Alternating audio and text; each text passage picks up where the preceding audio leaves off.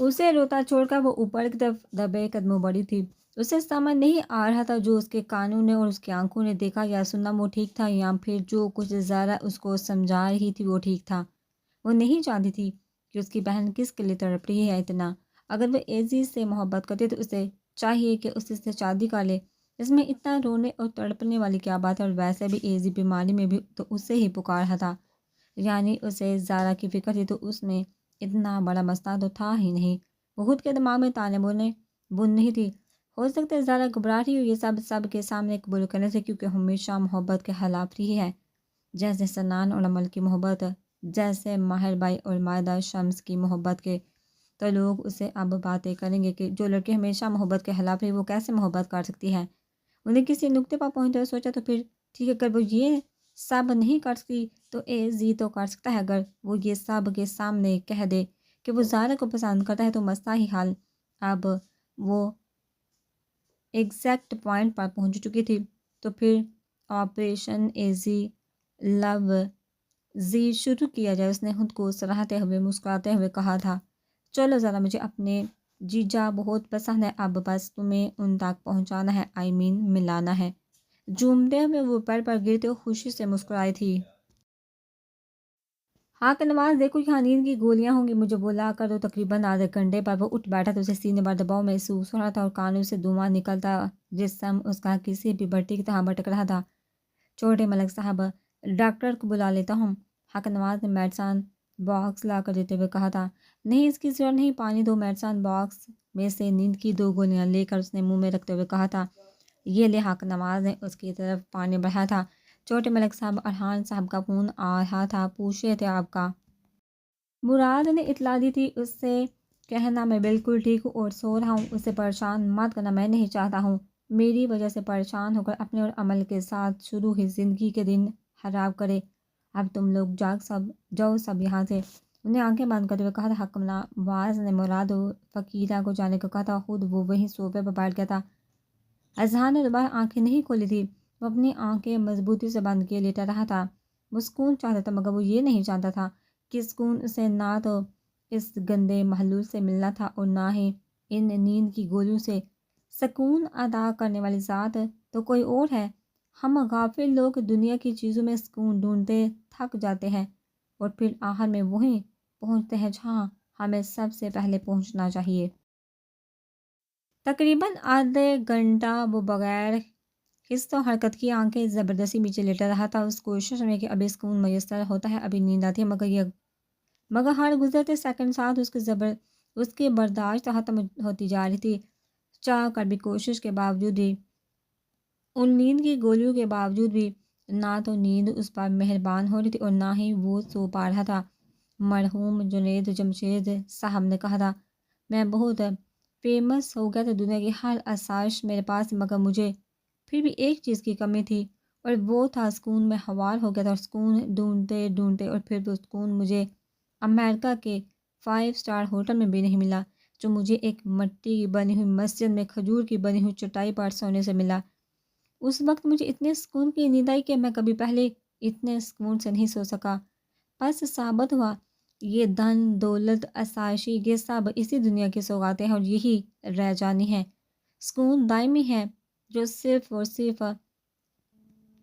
خشیت الہی سے ہی ملتا ہے۔ ان لوگوں کو جنہیں چن لیا جاتا ہے، جنہیں راہ مستقیم دکھا دی جاتی ہے اور جن پر ہدایت فرض کر دی جاتی ہے۔ وہ بیٹھا تھا، اسے سکون نہیں تھا، طرف تھی بس۔ کھڑکی سے ٹھنڈی ہوا آتی محسوس ہوئی تو رخ کھڑکی کی طرف کر لیا۔ اذہان درگاہ پر چلیے، اسے کھڑکی کے پاس کھڑی سفید آنچل لی زارا بولتی نظر آئی۔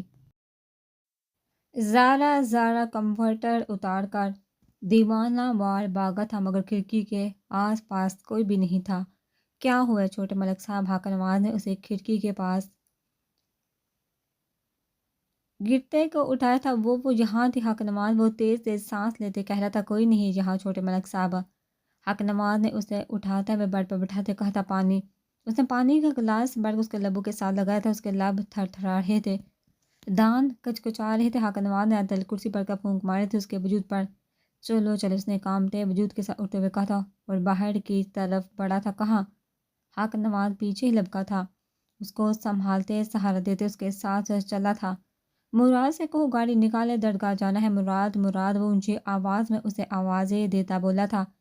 مراد سنتے ہی گاڑی نکال کے اس کی طرف آیا اور وہ بغیر کچھ بھی کہے گاڑی میں بیٹھا تھا۔ چھوٹے ملک صاحب، رات کا 1 بجا، مجھے لگتا ہے ہمیں ڈاکٹر کے پاس جانا چاہیے۔ درگاہ صبح چلیں گے، اس نے گاڑی سٹارٹ کرتے ہوئے کہا تھا۔ درگاہ چلو، انہیں دال انگارا آنکھیں کھولی اسے گھورتے ہوئے کہا تھا۔ لے چل مراد، درگاہ، ہو سکتا ہے وہاں سکون مل جائے ہمارے شیر کو۔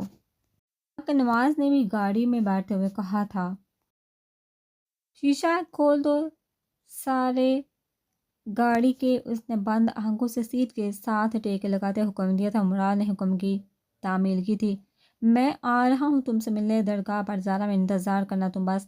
اس نے دل پر ہاتھ رکھتے زیر لب سرگوشی کی تھی اور لمبی لمبی سانسیں لینے لگ گیا تھا۔ اسے سانس لینے میں بھی دشواری ہو رہی تھی۔ تم دونوں گھر چلی جاؤ گی، مجھے کچھ کام ہے، ڈیلٹن نے کیب رکوا کر ان سے کہا تھا۔ ہاں ٹھیک ہے، تھینک یو، بینز اور نشا نے کیب میں بیٹھتے ہوئے کہا تھا۔ وہ تینوں ہاسپٹل سے چیک اپ کروا کے نکلے تھے۔ ہاسپٹل سے ڈیلٹن کو کچھ کام تھا تو وہاں دونوں کو کیب کروا کے دے کر وہ چلا گیا تھا۔ یار پلیز پیزا آرڈر کر دو، نشا نے گھر پہنچتے صوفے پر گرتے ہوئے کہا تھا۔ پیزا اسپائسی ہے اور ابھی ڈاکٹر نے کیا کہا، تمہارا زخم ابھی پوری طرح سے ٹھیک نہیں ہوا تو تم کچھ بھی اسپائسی نہیں کھاؤ گی، بینز نے کچن کی طرف جاتے ہوئے کہا تھا۔ کیا یار اب تم میری ڈاکٹر بنو گی، اس نے ناک پلاتے ہوئے کہا تھا۔ اس کے پیچھے ہی کچن میں آ گئی تھی۔ فی الحال یہ کھاؤ، میں تب تک تمہارے لیے سوپ بناتی ہوں۔ اس نے فریج میں سے اسٹرابریز نکال کر باکس اس کے سامنے رکھا تھا، جسے وہ شدید بھوک ہونے کے باعث نہ چاہتے ہوئے بھی کھا رہی تھی۔ کیا ڈیسائیڈ کیا اب تم نے، نشا نے بینز کے اتنے نارمل بیہیو پر اسی سے پوچھا۔ کس بارے میں، اس نے فریج میں سے چکن نکالتے ہوئے کہا تھا۔ ڈیلٹن کے بارے میں، نشا نے اسٹرابری منہ میں رکھتے ہوئے کہا تھا۔ ڈیلٹن کے بارے میں کیا، وہ ہمارا اچھا دوست ہے اور اس نے ہماری زندگی بچائی ہے، میرے لیے وہ میرا مسیحا ہے، بینز نے سیڈ علاج میں کہا۔ وہ ساری زندگی تمہیں ہر مشکل سے بچا سکتا ہے، کہ تم اب بھی اس کی محبت پر شک ہے، انہوں نے اسے ٹٹولتے پوچھا تھا۔ نہیں مگر میں چاہتی ہوں کہ اسے وہ ملے جسے وہ ڈیزرو کرتا ہے، میری جیسی لڑکی اس کے قابل نہیں، وہ بہت خاص ہے اور اسے کوئی خاص ہی ملنی چاہیے۔ اپنے لہجے کو ختم المکان نارمل رکھتے ہوئے اس نے سوپ کے لیے سبزیاں کاٹتے ہوئے کہا تھا۔ یہ بات تم اور بھی اچھے سے جانتی ہو کہ اس دنیا میں اگر کوئی ڈیلٹن کے لحاظ ہے تو وہ بینز چارلس ہے، اس نے نرم لہجے میں کہا تھا۔ پہلے کی بات اور تھی نشو، اس نے چولہا جلاتے ہوئے کہا تھا۔ ہاں پہلے کی بات اور تھی، اب اسے جنون ہو گیا تمہارا، جس جنون سے اس نے تمہیں بچایا ہے وہ کوئی جنونی ہی کاٹ سکتا ہے، انہیں اپنے لیے گلاس میں پانی نکالتے ہوئے کہا تھا۔ میں اس سے نظریں نہیں ملا پاتی نشو، جب میں یہ سوچتی ہوں کہ میں نے اس کی محبت کو کیسے جوتی کی نوک پر رکھ کر اس کو دکھی کیا تھا، میری ہمت ہی نہیں ہوتی اس سے معافی بھی مانگنے کی، میں کیسے اس سب کو ٹھیک کروں، انہوں نے کرسی پر بیٹھتے روتے ہوئے کہا تھا۔ دیکھو میں اس بعض دفعہ بہت مشکل ہوتا ہے ان چیزوں کو سنبھالنا جو ہم نے خود بگاڑی ہو، جن کو اپنے ہاتھوں سے جگہ جگہ بکھیرا، ہمیں یہ بھی لگتا ہے کہ شاید ہم یہ سب ٹھیک نہیں کر پائیں گے۔